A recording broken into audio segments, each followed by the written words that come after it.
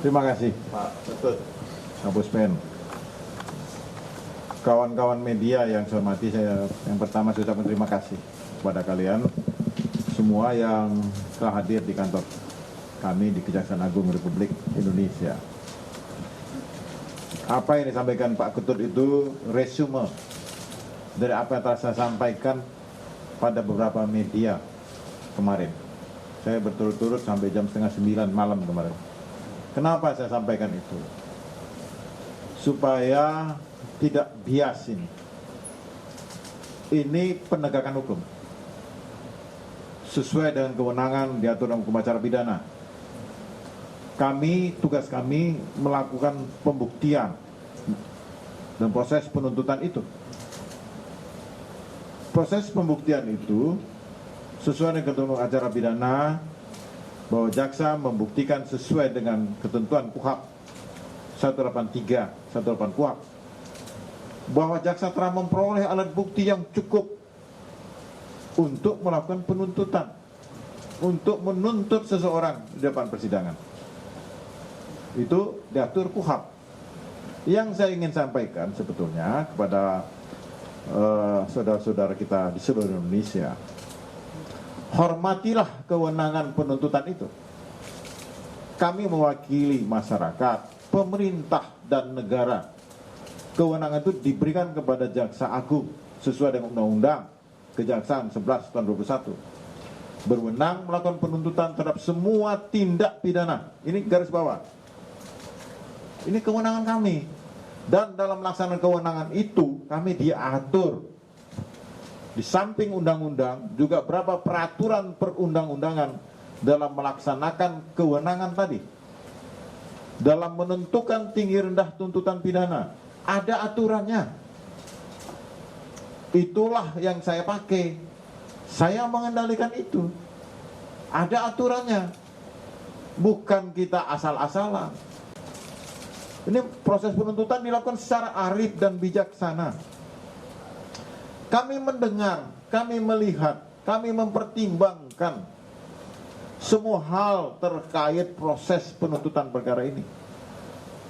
Kami sungguh-sungguh membuktikan, itu kan terlihat bagaimana jaksa dalam proses pra penuntutan menguji hasil penyidikan itu, sehingga kami simpulkan memenuhi syarat untuk dilimpahkan.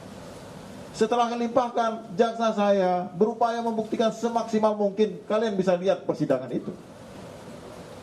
Tapi ketika berapa tuntutan yang pantas diberikan kepada seorang terdakwa itu, ada parameternya. Jelas benar parameternya ada. Kita melihat tentang peran seseorang itu apa. Nggak bisa dong kita menuntut orang tanpa memperhatikan peran dan alat bukti yang timbul di persidangan, yang muncul di persidangan.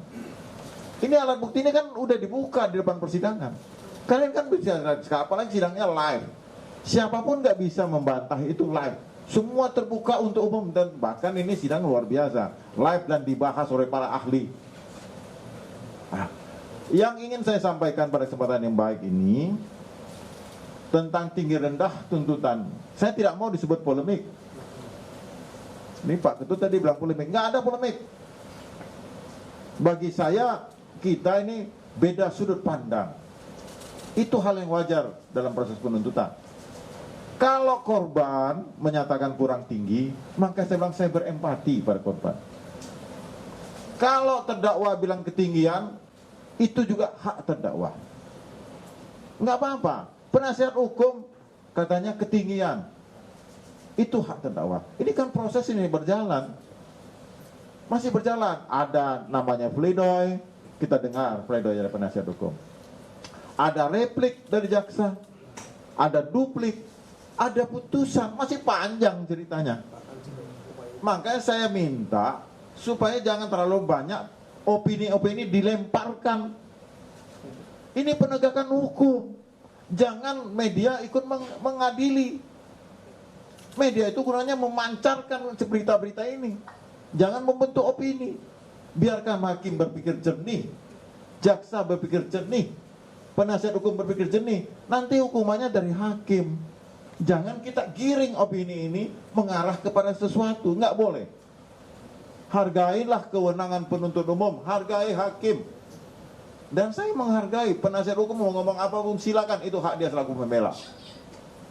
Tapi dalam proses penggiringan opini itu nggak boleh. Ini kita mengadili manusia. Ya, jangan ada persidangan di luar persidangan resmi. Ini nggak boleh. Ini saya ingin menyampaikan kepada seluruh rakyat Indonesia bahwa Kejaksaan Agung ini memiliki kewenangan yang penuh. Dan kami dalam penuntutan juga ada parameter yang jelas.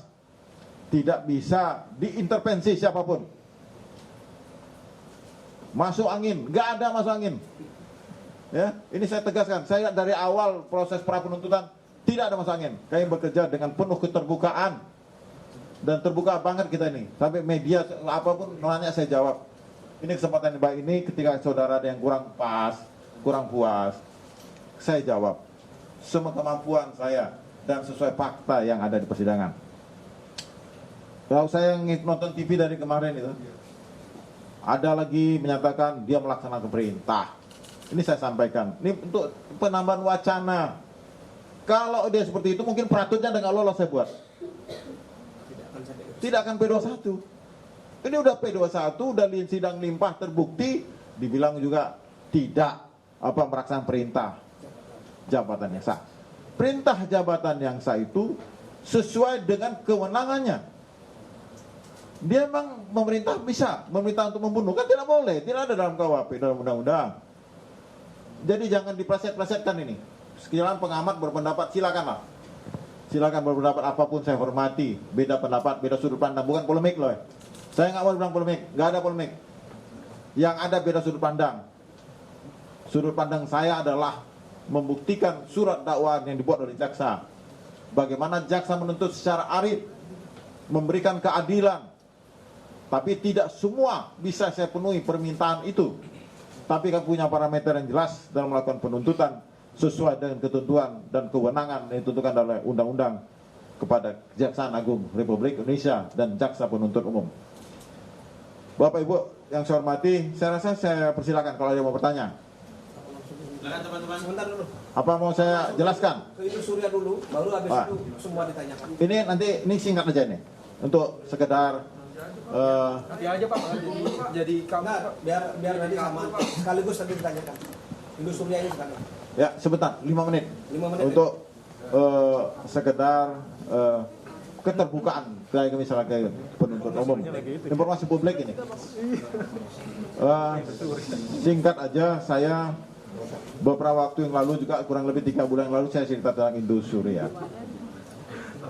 Itu kerugian berdasarkan LHA. Saya kembali kepada bukti.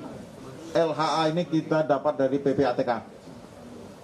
Itu kerugian 106 triliun. Masyarakat belum yang rugi. Bukan negara. Uang ini dari masyarakat. Koperasi ini memungut uang, menghimpun uang dari masyarakat tanpa izin. Itu yang dibuktikan jaksa. Nah, lalu itu nanti akan lebih detail kalau ada yang bertanya.